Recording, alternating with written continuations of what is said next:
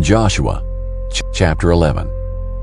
When King Jabin of Hazor heard this news, he sent a message to King Jobab of Madon, the kings of Shimron and Akshaph, and the kings of the north and the hill country, the Arabah south of Kinnereth, the Judean foothills, and the slopes of Dar to the west, the Canaanites in the east and west, the Amorites, Hethites, Perizzites, and Jebusites in the hill country, and the Hivites at the foot of Hermon in the land of Mizpah.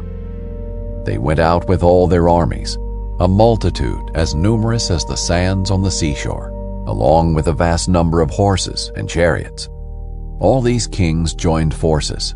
They came and camped together at the waters of Merom to attack Israel.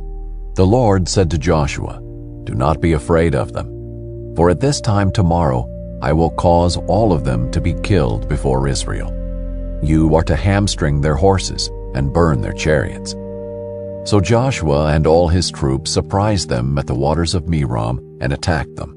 The Lord handed them over to Israel, and they struck them down, pursuing them as far as Greater Sidon and Mizrephoth-Maim, and to the east as far as the valley of Mizpeh. They struck them down, leaving no survivors. Joshua treated them as the Lord had told him. He hamstrung their horses and burned their chariots. At that time Joshua turned back, captured Hazor, and struck down its king with the sword, because Hazor had formerly been the leader of all these kingdoms. They struck down every one in it with the sword, completely destroying them. He left no one alive. Then he burned Hazor. Joshua captured all these kings and their cities and struck them down with the sword.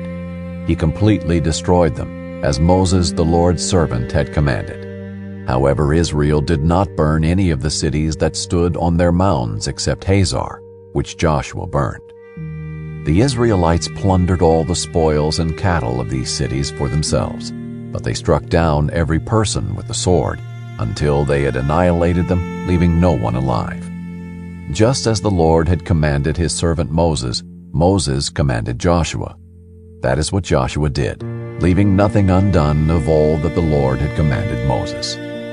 So Joshua took all this land, the hill country, all the Negev, all the land of Goshen, the foothills, the Arabah, and the hill country of Israel with its foothills, from Mount Halak, which ascends to Seir, as far as Baal-Gad in the valley of Lebanon at the foot of Mount Hermon. He captured all their kings and struck them down, putting them to death. Joshua waged war with all these kings for a long time. No city made peace with the Israelites except the Hivites, who inhabited Gibeon. All of them were taken in battle. For it was the Lord's intention to harden their hearts, so that they would engage Israel in battle, be completely destroyed without mercy, and be annihilated just as the Lord had commanded Moses. At that time Joshua proceeded to exterminate the Anakim from the hill country, Hebron, Debir, Anab, all the hill country of Judah and of Israel. Joshua completely destroyed them with their cities. No Anakim were left in the land of the Israelites, except for some remaining in Gaza, Gath, and Ashdod. So Joshua took the entire land, in keeping with all that the Lord had told Moses. Joshua then gave it as an inheritance to Israel, according to their tribal allotments. After this, the land had rest from war.